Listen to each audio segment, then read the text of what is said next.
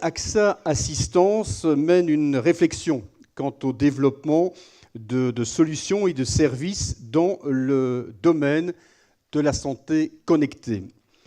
Ces solutions ont pour objectif d'améliorer la qualité de vie du patient, de réduire, on en parlait déjà ce matin, la durée des hospitalisations, de renforcer également le lien entre les acteurs médicaux et de soutenir le patient dans la connaissance de sa maladie. Alors pour évoquer ces enseignements tirés des projets en santé connectée, eh bien, M. Tom Verheep, qui est le Head of Innovation d'AXA Assistance. Je vous remercie. Merci beaucoup. Bonjour tout le monde, je suis très content de pouvoir présenter devant vous. Avant je commence, je veux déjà m'excuser pour sans doute certaines fautes de français. Comme je suis néerlandophone, j'ai décidé de quand même présenter en français, mais désolé si je fais des erreurs.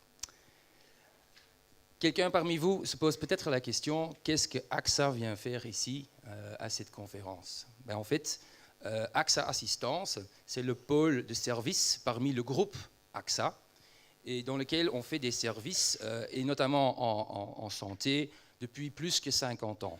On a démarré dans tout ce qui est rapatriement international, dans lequel il y a un volet médical qui est très important. Et ça fait qu'aujourd'hui, on est actif dans plus que 200 pays, avec un réseau de professionnels médicaux de plus que 40 000 personnes. Et ça fait depuis 5 ans qu'on s'est fortement orienté dans tout ce qui est digital et innovation, et on a une présence très active dans tout ce qui est santé connectée. C'est quoi notre vision, notre stratégie dans cette matière-là? En fait, historiquement, il y avait un focus très axé sur tout ce qui est urgence. Et en fait, on a aujourd'hui une assurance hospitalisation qui couvre justement cette hospitalisation. On voit une évolution vers un soin qui est beaucoup plus continu, avec un volet de prévention pour éviter qu'on tombe malade, mais aussi un volet de suivi après hospitalisation pour faire en sorte qu'il n'y a pas de rechute. Il y a une deuxième tendance vers le digital qui permet en fait d'avoir accès à des soins médicaux partout et tout le temps, même de la maison ou à l'étranger et pendant la journée, mais également pendant la nuit. On a développé une offre holistique, en fait, avec plein de services qui s'orientent à ces 3 volets, mais aussi au corps et à la tête. On veut traiter les maladies du corps, mais aussi à tous les problèmes de la tête, en fait, et tous les mélanges des deux, parce qu'on voit que de plus en plus, il y a les 2 volets qui se combinent. Aujourd'hui, par contre, je vais me focaliser sur notre offre Health Look, qui fait de la télémonitoring, parce que c'est cette offre-là qu'on est en train de déployer en Belgique dans plusieurs pilotes. En fait, ça existe d'un écosystème avec une application pour le patient, dans lequel plus que 150 différents devices s'intègrent pour permettre en fait, l'échange de données, et également avec des applications pour les professionnels qui permettent à distance de suivre l'état de chaque patient. Alors c'est très important de simplifier justement cette connexion de données. Aujourd'hui, souvent les patients doivent prendre leurs mesures, doivent les écrire dans un carnet, et chaque fois qu'ils passent au médecin, c'est typiquement tous les 2 ou 3 semaines, là ils montrent tous ces paramètres. On voit là que ça mène à des erreurs, à des gens qui ne font pas leurs mesures, ou même des gens qui font des mensonges parce qu'ils ne veulent pas adapter leur style de vie. En fait, en automatisant tout ça, ça évite, et en faisant un suivi quotidien du patient, on fait en sorte que le médecin reçoit des données correctes tous les jours. On offre également une vue et une historique aux patients qui permettent vraiment de suivre l'historique et l'effet de son comportement personnel à ces paramètres. Si il n'a pas fait suffisamment de mouvements, s'il a mangé ce qu'il ne devait pas manger, ça va tout de suite s'afficher dans son historique eh ben, il va être responsabilisé à cause de ça.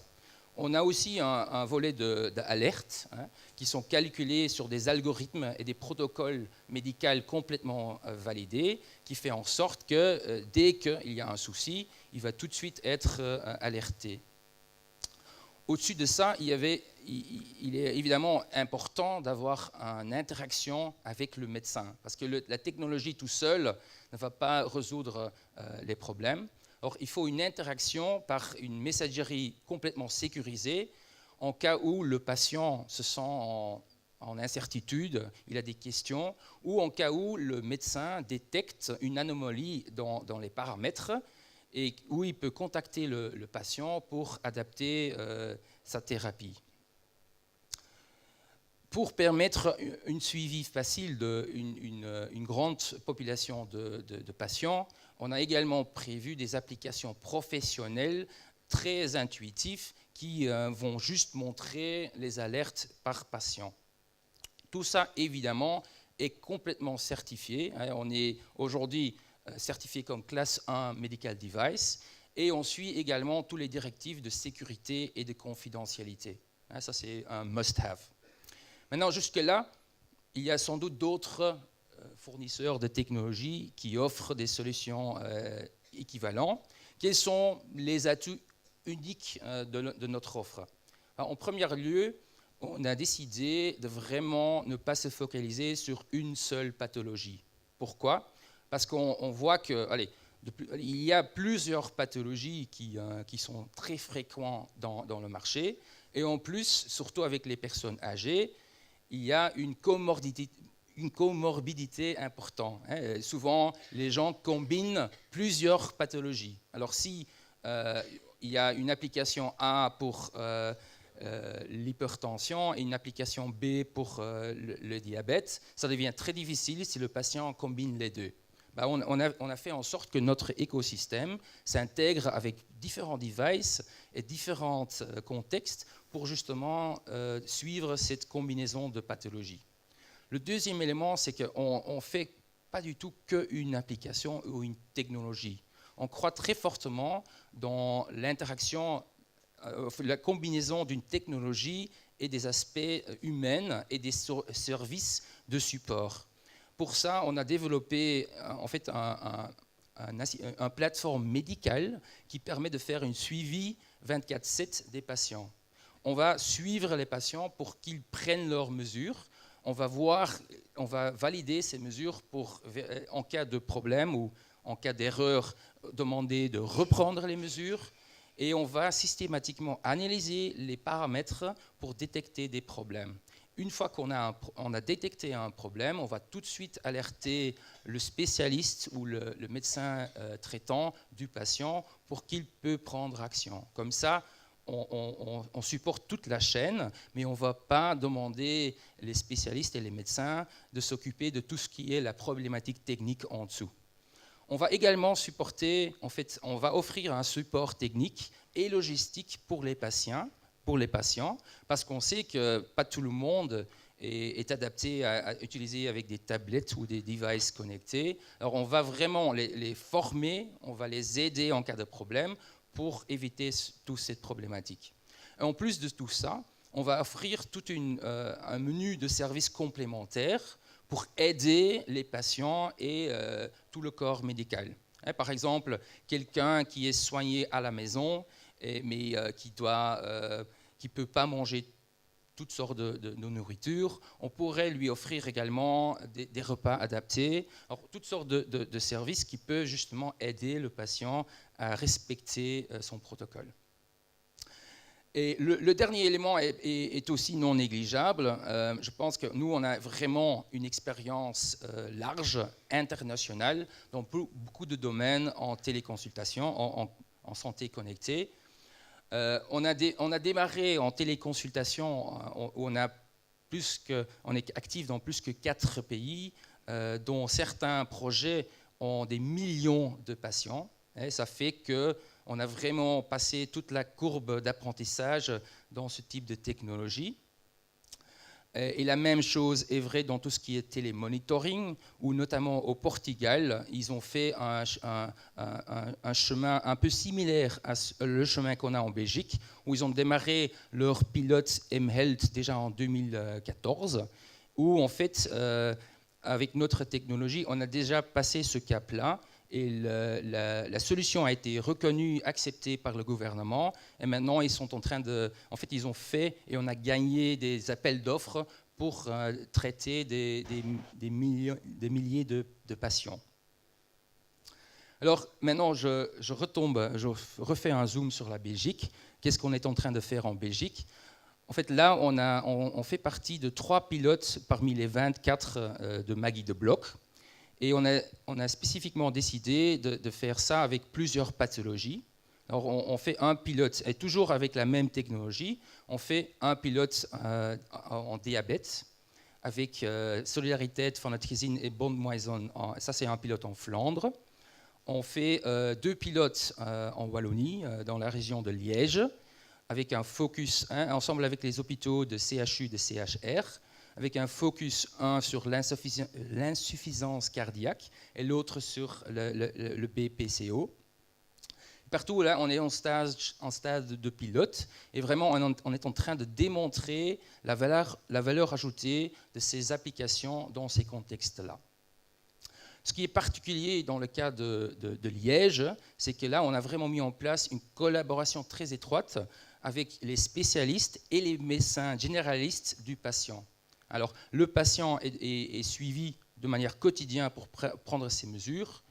Notre staff va vérifier que les mesures ont été faites et va faire une triage initial des données selon les protocoles médicaux. Et en cas d'alerte, on va tout de suite informer le médecin généraliste et son spécialiste qui vont alors contacter le patient pour réagir. Le deuxième projet, c'est en Flandre, dans lequel on a déjà fait une première publication des résultats qui sont très positifs. Et on a fait un petit film avec Solidariteit et Bondmoison pour témoigner en fait du résultat. Ik ben Mark van Durme, 71 jaar, woonachtig te Gent en ik ben diabetes type 2. 6 jaar geleden kreeg ik een wazig zicht en ik zocht de oorzaak. De oorzaak heb ik dan gevonden door bij de dokter te gaan die vaststelde dat ik te veel suiker in mijn bloed had. Daarna ben ik bij een diabetoloog gegaan en die heeft dan type 2 vastgesteld, waardoor ik medicatie moest verkrijgen.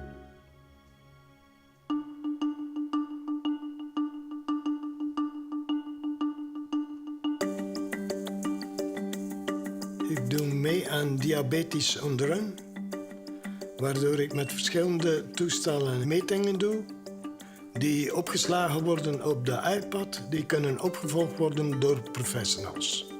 Door de opvolging ben ik gemotiveerd en verbeteren mijn waarden. Het geeft mij een beter inzicht in mijn gezondheidstoestand.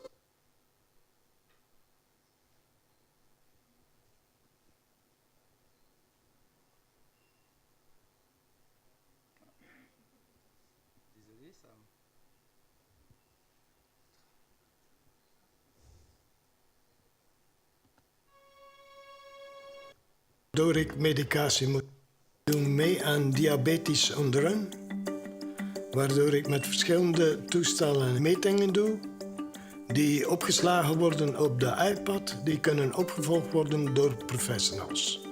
Door de opvolging ben ik gemotiveerd en verbeteren mijn waarden. Het geeft mij een beter inzicht in mijn gezondheidstoestand.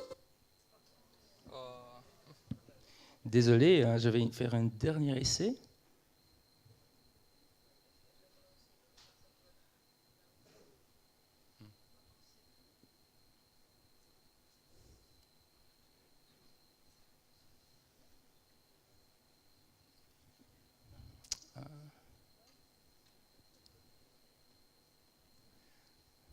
J'ai pris un backup.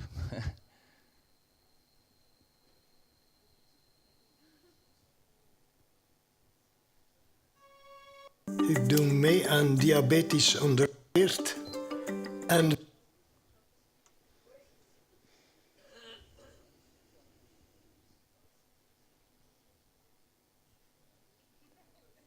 Oui, apparemment le film est corrompu. Désolé. Je peux vous inviter à regarder le film par après. Il y a moyen de le trouver sur YouTube. Mais en tout cas, en résumé, le projet a été un grand succès. Et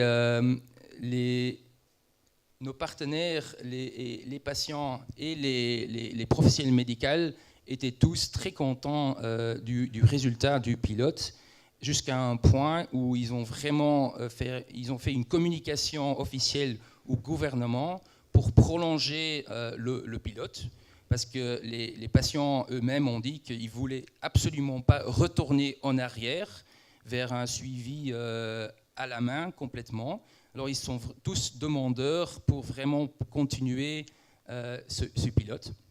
Alors, en résumé des 3 pilotes qu'on a, on a récolté ce qu'on a identifié comme points forts et des pistes d'amélioration des différents projets.